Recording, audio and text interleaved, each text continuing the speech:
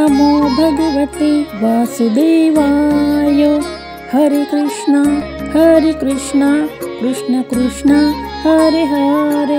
नवरात्र संपल्यानंतर दिवाळीची चाहूल लागते। सर्वत्र आपण खरेदी करायला लागतो। घरामध्ये संपूर्ण स्वच्छता करत असतो। सगळ्या वस्तू स्वच्छ धुवून नीटनेटक्या ठेवून आपण आवरावर करत असतो। हिंदू संप्रदायामध्ये प्रत्येक सणांना अनन्य असं महत्त्व दिलेलं आहे। तर आज आपण वसुबारस या सणाविषयी बघणार आहोत। तर नमस्कार, आपल्या चॅनलमध्ये सगळ्यांचे मनापासून खूप खूप स्वागत आहे। वसुबारस या दिवसापासून अंगणामध्ये रांगोळी काढून दिवाळी सणाची सुरुवात होत असते। तसं पाहता आपण इतर दिवस पण काढत असतो, पण जास्त करून या दिवाळी सणाच्या निमित्ताने सगळीकडे सर्वत्र आपल्याला अंगणामध्ये रांगोळी ही काढलेली दिसते ना। या दिवशी तेला तुपात तळलेले पदार्थ आणि गाईचे दूध, तूप आणि ताक खात नाहीत अशी श्रद्धा आहे आधीपासून। उडदाचे वडे, भात आणि गोडधोडाचे पदार्थ करून ते गाईला खाऊ घालतात। घरात लक्ष्मी देवीचे आगमन व्हावे या हेतूनेही या दिवशी वासरू आलेल्या गाईची पूजा करण्याची पद्धत आहे। आपल्याला ही पूजा करायची आहे तर आपण सकाळी सुद्धा करू शकतो किंवा सायंकाळी दिवे लावण्याच्या वेळेला सुद्धा आपण करू शकतो। तर अगदी या गाईसाठी आपल्याला जास्त साहित्य घ्यावं लागत नाही। तर आपण इतर वेळेस दुधाने आपण अभिषेक करतो बऱ्याच देवदेवतांचे, परंतु या दिवशी दूध आपण वापरू शकत नाही असं म्हटलेलं आहे। तर आपण हळदीच्या पाण्याने, चंदनाने अशा प्रकारे पाणी घेऊन आपण ते गाईला अभिषेक केला पाहिजे, स्वच्छ धुतलं पाहिजे। तर त्याआधी आपण दिव्याची पूजा करून घ्यायची असते। दिव्याला आपण हळदी, कुंकू, अक्षदा, फुलं अर्पण करायचं असतं आणि आपल्या बाप्पांची, तसं तर मी इथे देवघरामध्ये गणपती बाप्पांना विराजमान केलेलं आहे, त्यांची पूजा झालेली आहे। त्यांना मी जास्वंदाचे फूल, दुर्वा अर्पण केलेले आहे। तर आपण सेपरेटमध्ये सुद्धा ही पूजा मांडू शकतो किंवा आपण आपल्या देवघरामध्ये सुद्धा अशा प्रकारे गाईला आपण अभिषेक वगैरे करून झाल्यानंतर त्या ठिकाणी ठेवू शकतो। तर ज्यांच्याकडे जेवढी जागा आहे त्यांनी त्यांच्या अभावाने ती पूजा करून आपण अशा प्रकारे मांडायचं असतं। तर माझ्याकडे 2 गायी आहे, एक पितळेची आहे आणि ही फार पूर्वीची आहे। तर मी बऱ्याचदा दोघींना अशा प्रकारे पाण्याने स्वच्छ धुवून घेत असते आणि हळदीच्या पाण्याने सुद्धा किंवा चंदनाच्या पाण्याने। तर दोन्हींना आपण अशा प्रकारे स्वच्छ धुवून घेतलेला आहे आणि आपण त्यांना आता देवघरामध्ये किंवा देवघराच्या साईडला विराजमान करायचं आहे। तर सुरुवातीला अक्षदा टाकून आपण या ठिकाणी 2 खाऊची पानं सुद्धा तुम्ही घेऊ शकता, नाही घेतले तरी सुद्धा चालेल, पण अक्षदांवर इथे मी गाईला ठेवलेलं आहे। गाय म्हणजे लक्ष्मी माताच असते। तर आपण अशा प्रकारे गेजवस्त्र अर्पण करायचं आहे आणि हिरवा गवत। तर गाईला या दिवशी गवत आपण खाऊ घालणे खूप महत्त्वाचे आहे। तर तुम्ही एखाद्या गोशाळेमध्ये जाऊन अशा प्रकारे गवत घेऊन जायचं आहे आणि ते खाऊ घालायचं आहे, म्हणजे चारा एक प्रकारचा। किंवा आपल्या अंगणात आल्यानंतर सुद्धा आपण हरभऱ्याची डाळ, गूळ अशा प्रकारे गाईला खाऊ घालू शकतो। यानंतर आरती करायची, नैवेद्य द्यायचा, धूप फिरवायचा आणि आपल्याला कहाणी वाचायची आहे। तर वसुबारसची कहाणी आहे, मी कालच व्हिडिओ अपलोड केलेला आहे, तुम्ही तिथून सुद्धा ऐकू शकता। किंवा चातुर्मासाचं पुस्तक मिळतं, त्या पुस्तकामध्ये पूर्ण वर्षभराच्या माहिती दिलेल्या असतात, तर तुम्ही त्याच्यातून सुद्धा ते ऐकू शकतात।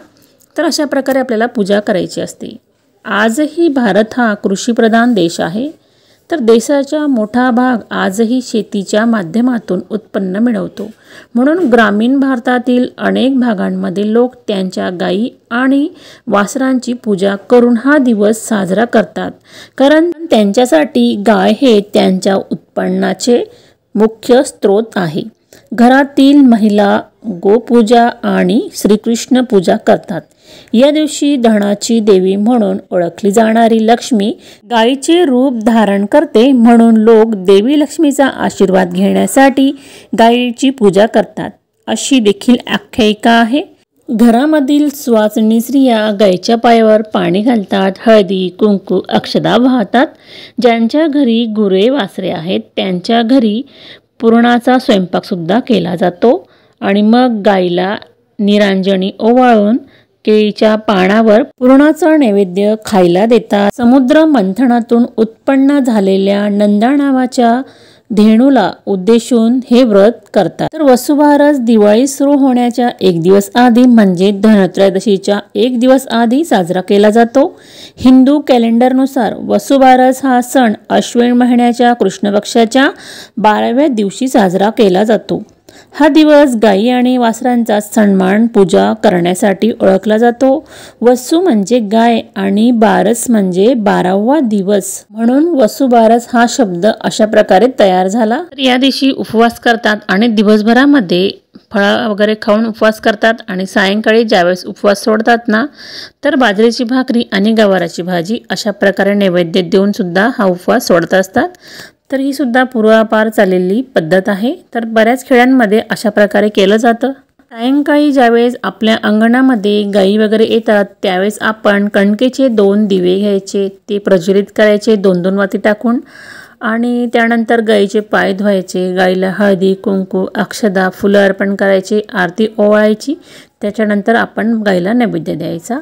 आपल्याकडे जर गाय येत नसेल तर आपण अशा पद्धतीने सुद्धा पूजाविधी करून तो दिवस साजरा करू शकतो। तर गायीला वासरू म्हणून बैल किंवा गाय होऊ शकते, म्हणून आपण या दिवशी बैलांची सुद्धा पूजा केली पाहिजे। सकाळचं आपल्याला नैवेद्य फळे म्हणूनच द्यायचं आहे। तुमच्याकडे जर गाय असेल तर चंदनाचा टिळा लावा गायीला। आपल्या घरी जर गाय असेल तर चंदनाचा टिळा लावायचा आहे।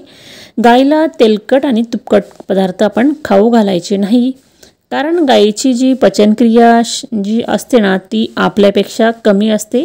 मानवाला सर्व चालतात पण गायीला तेलकट तुपकट पदार्थ खाऊ घालायचे नाही आणि शक्यतो या दिवशी गायीला शिळे पदार्थ खाऊ घालू नका, शक्यतो ताजीच अन्न खाऊ घालायचे आहे। गोशाळेमध्ये आपण अन्नदान करू शकतो किंवा त्यांना तुम्ही दान म्हणून एखादी जी वस्तू चालत असेल गायीला ती देऊ शकता। आणि आपल्याला मंत्र म्हणायचा आहे या दिवशी। गायीजवळ आपण जेव्हा पूजाविधी मांडतो आणि गायीची पूजा केल्यानंतर आपल्याला मंत्र म्हणायचा आहे, तर श्लोक म्हणायचे आहे। तर हा दिवस श्रीकृष्ण भगवानांचा सुद्धा आहे। तर आपण ते मंत्र म्हणत असताना माळेवर सुद्धा करू शकतो किंवा दोन्ही हात जोडून सुद्धा आपल्याला म्हणता येणार आहे। गीतेचा 15वा अध्याय आपल्याला या दिवशी म्हणायचा आहे। तुम्ही वाचू शकता किंवा मोबाईलवर यूट्यूबला सुद्धा लावू शकता। तर तुम्ही ज्या ठिकाणी पूजेची मांडणी केली असेल त्या ठिकाणी बसून आपल्याला ही मंत्र उपासना करायची आहे। तर पहिला मंत्र आहे ओम नमो भगवते वासुदेवाय, दुसरा मंत्र आहे ओम नमो नारायणाय, आणखी एक म्हणू शकता ओम कृष्णाय वासुदेवाय हरये परमात्मने प्रणता क्लेशनाशाय गोविंदाय नमो नमः। शक्यतो या दिवशी आपण दिवसभरामध्ये मंत्र जप कहाण्या वाचून हा दिवस साजरा करायचा आहे। आणि खरं तर या दिवशी शुभयोग सुद्धा जोडून आलेला आहे। तर रमा एकादशी आहे। रमा एकादशीच्या दिवशी आपण बाळकृष्ण विष्णू भगवान यांना प्रसन्न करायचं असतं। तर आपण ज्यावेळेस पूजेची मांडणी करतो, तुम्हाला जर सेपरेटमध्ये करायचं असेल तर बाळकृष्णांची मूर्ती आणि गायीची अशा प्रकारे गाई गोरसची मूर्ती ठेवून आपण एकत्रित पूजा करायची आहे। तसं मी दाखवताना देवघरामध्ये माझी सगळी देव होती, तर ही पूजेची मांडणी मी देवघराजवळच केलेली आहे। तर मी फक्त गायीची पूजा कशा प्रकारे करायची हे तुम्हाला दाखविलेलं आहे। तर या दिवशी गव्हाचे व मुगाचे पदार्थ खाल्ले जात नाही। गाय वासराला नैवेद्य म्हणून दिले ते चालतात, परंतु आपण ते खायचे नसतात। तर कहाणीमध्ये सगळी माहिती दिलेली आहे, कालच्या व्हिडिओमध्ये तुम्ही बघू शकता। तर तुम्हाला सुद्धा समजून जाईल की हे का खाल्ले जात नाही। तर तुम्हाला आजचा हा व्हिडिओ कसा वाटलेला आहे कमेंटमध्ये नक्की सांगा। तुम्ही जर आपल्या चॅनलवर नवीन असाल तर चॅनलला सबस्क्राईब करा। व्हिडिओ थोडा जर युजफुल वाटला असेल तर लाईक शेअर करा। आपण परत पुन्हा भेटू अशा छान छान व्हिडिओंसोबत आणि युजफुल माहितींसोबत। तोपर्यंत काळजी घ्या आणि आनंदात राहा आणि दिवाळीच्या खूप खूप तुम्हा सगळ्यांना हार्दिक शुभेच्छा।